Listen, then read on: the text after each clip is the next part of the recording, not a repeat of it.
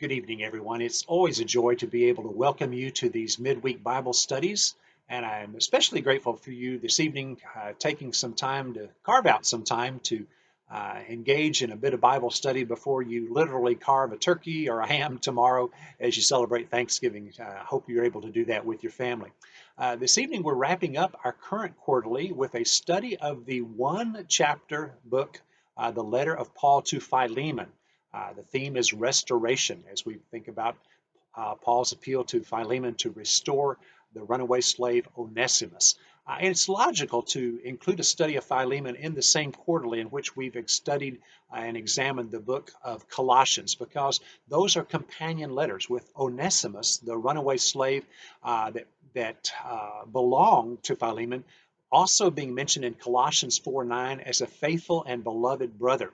Likewise, in the opening verse of Philemon, with its description of Philemon as a brother and a fellow worker, we're also introduced in verse 2 to Archippus, who is called a fellow soldier, and Paul directs himself as well to the church that meets in your house.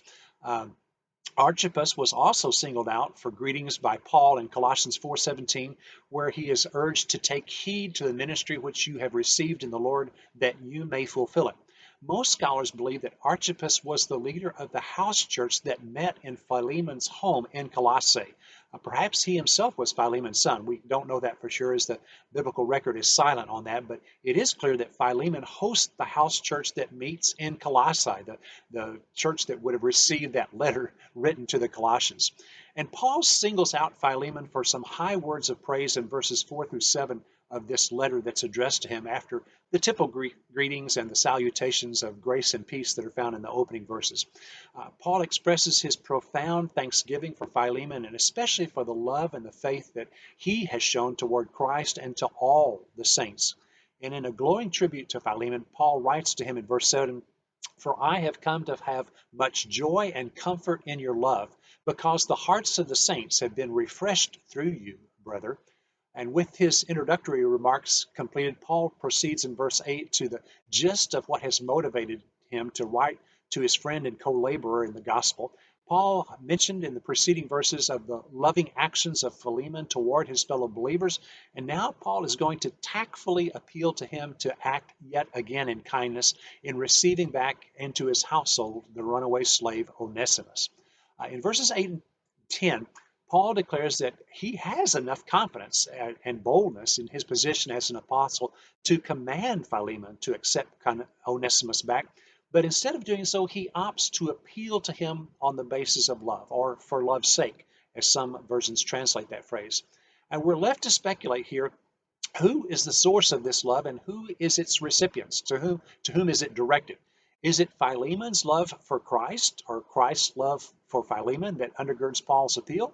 Or alternatively, is it Paul's love for Philemon, or Philemon's love for Paul, that serves as this basis of appeal to restore the runaway slave Onesimus? We can't know for sure because the text isn't explicit, but certainly love constitutes a powerful incentive in this appeal to a restored relationship between slave owner and slave.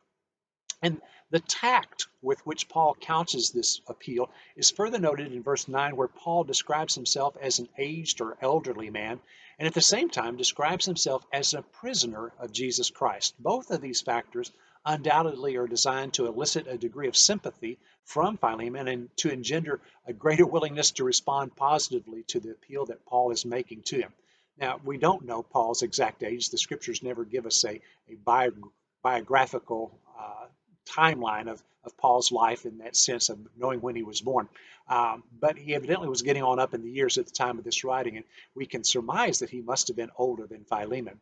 We've also observed on multiple occasions that Paul is writing these prison epistles while under house arrest in Rome, waiting the appeal of his case to Caesar.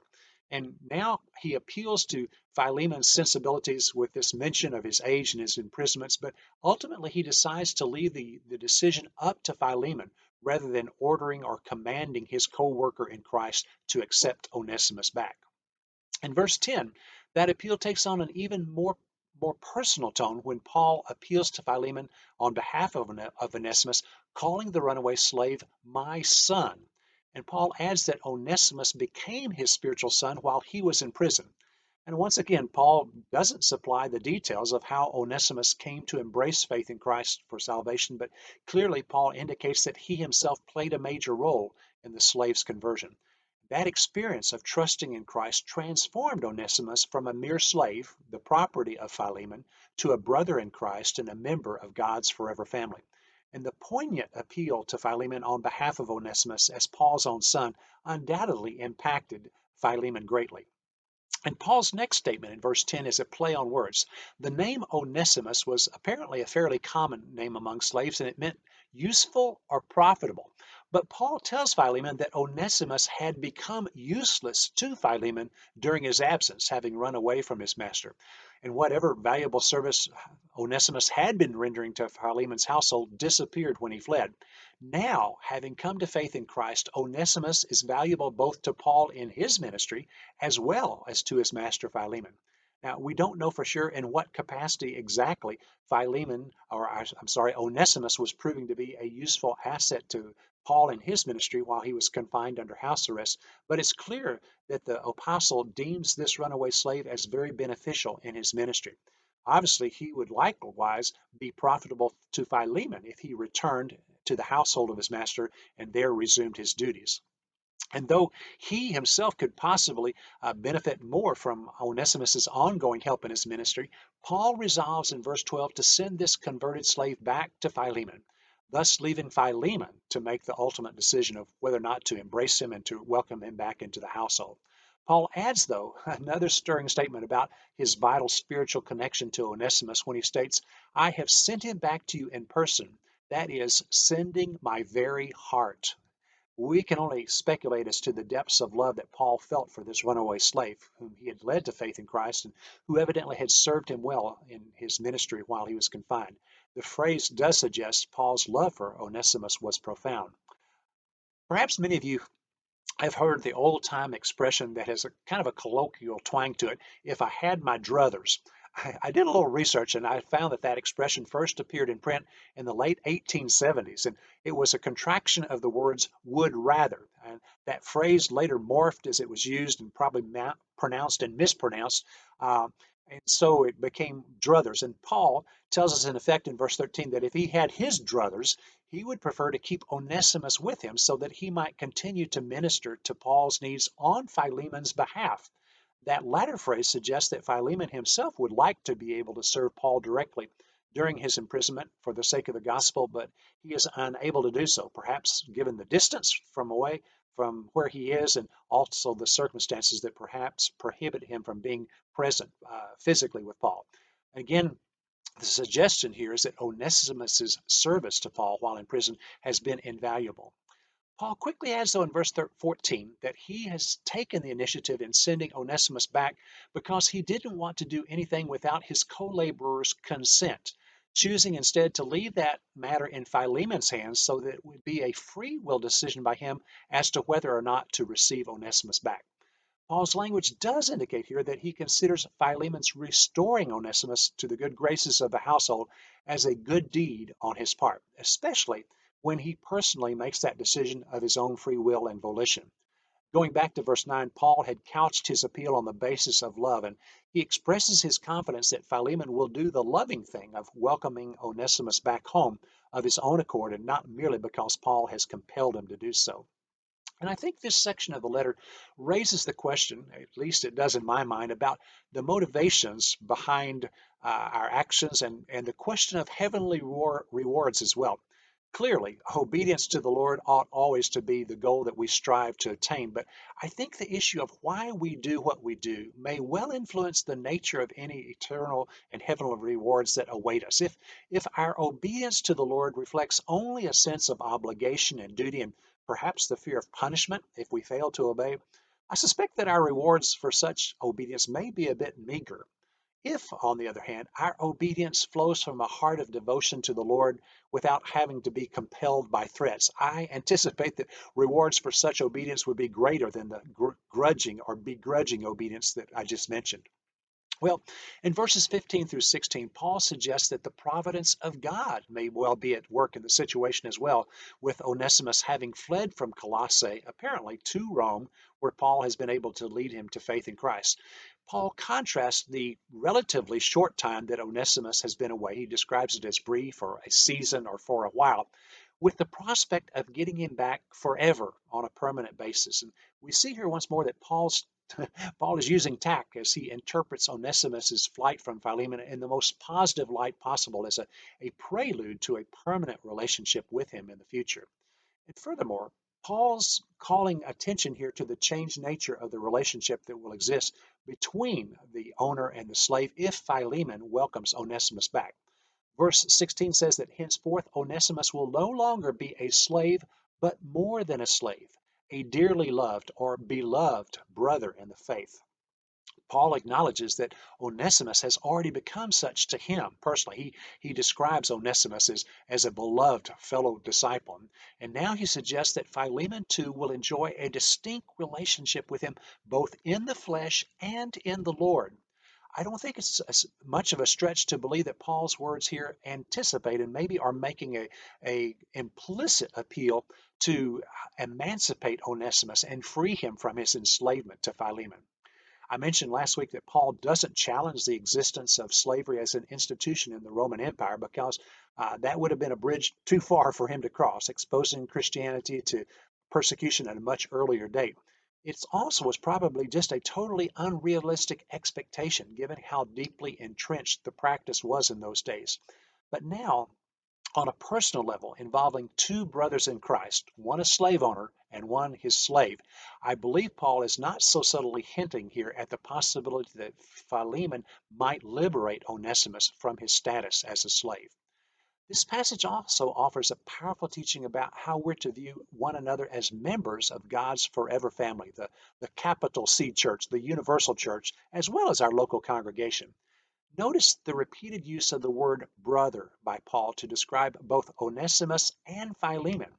Now, the difference in their social statuses could not be greater, one being a slave and the other being his master. But spiritually, they are one. They are equal in the sight of God and in their status as brothers in Christ and members of God's family. Paul continues to urge Philemon to welcome Onesimus back in verses 17 and 18, where he appeals to Philemon as his partner. The word translated partner here is the Greek word koinonos, closely related to the term koinonia that is translated in the New Testament as fellowship. Paul's use of the term here indicates that he views Philemon as sharing mutually in the ministry of the gospel as his partner or co-laborer, as he indicated earlier in verse 1. And given their partnership in the gospel, Paul appeals to Philemon to welcome Onesimus as he would welcome Paul himself. Given their engagement together for the sake of the gospel, this is a powerful appeal. Paul goes beyond that, though, in verse 18 to announce his willingness to make right and pay any indebtedness that Onesimus might have incurred with Philemon in connection with his running away and deserting his master. The phrase, if he has wronged you in any way, opens the door to the possibility, or the notion at least, that Onesimus might have stolen something from his master. I think the more likely possibility or probability is that Paul here is referring to lost wages or income that would be suffered by Philemon during Onesimus's absence. Our Lifeway author suggests that the ongoing or the going price for a slave in that day was 500 times the daily wage of a common laborer. We're talking a lot of money. And a slave who was a skilled teacher or was trained in a specific profession could command an even higher price still. This offer by Paul suggests he is utterly convinced of the transformation of life that has occurred in Onesimus, this runaway slave, as a result of his conversion. And in verse 19, Paul, in effect, pledges to stand good by this indebtedness, this pledge to cancel out any indebtedness that Philemon has suffered on Onesimus's fleeing to Rome. And that basically converts this letter into a legal document, as it were, a promissory note to repay Onesimus's debt to his master. But he adds a not so subtle reminder to Philemon at the same time that he owes Paul his very self. What was the nature of that indebtedness of Philemon to Paul? We can't know because the scripture doesn't reveal that to us, but it would intimate that Paul was responsible as well for Philemon coming to faith in Christ. The text doesn't state that, but it certainly implies that the spiritual indebtedness that Philemon owed to Paul was far greater than any possible financial indebtedness that Onesimus might have incurred with his master upon fleeing from him. The appeal continues in verse 20, with Paul once again addressing Philemon as his brother and requesting that he benefit from Philemon's acts of kindness and love as he restores Onesimus and welcomes him back as a brother in Christ. If he does so, Paul declares that this will refresh his own heart in Christ Jesus in the same way that Philemon has refreshed the hearts of other believers, as we noted earlier in verse 7. Well, our lesson for today concludes with Paul's final appeal in verse 21, where he voices his confidence that Philemon will not only do what he has appealed to him to do, that is, to welcome Onesimus back into the household, but he will do even more than Paul has dared to say in this letter. What might be included in that category of more than what Paul has said or asked? I suggested earlier that Paul may well be encouraging Philemon, the slave owner, to grant his new brother in Christ, Onesimus, freedom from being enslaved, that is, to grant him emancipation. While we've noted that Paul doesn't call for the abolition of the institution of slavery in the first century, his words of appeal to Philemon perhaps served later writers and activists who were moved to challenge the very existence of slavery as being something abhorrent and contrary to the principles of equality and to basic human rights.